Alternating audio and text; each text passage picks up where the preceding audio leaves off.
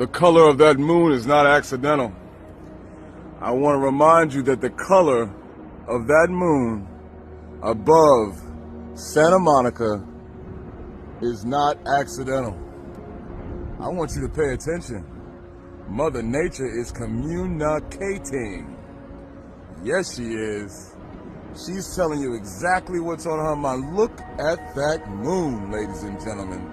I need you to pay attention. Things are being done, situations are being said, activations are happening. I want you to be very vigilant. I'm not asking you to do what I'm doing, because what I'm doing is not for the faint of heart. This is the part in the video where you go back and you rewind 5 years ago when the universe told me to sell everything, get on the road, and create my own network. I'm living in purpose. It's time for you to let go of those slave mindsets. It's time to let go of all of those handcuffs. It's time to let go of that fear and realize why you're really here. The color of that moon is not accidental. You have a great, fantastic, blessed, and abundant day. Oh yeah.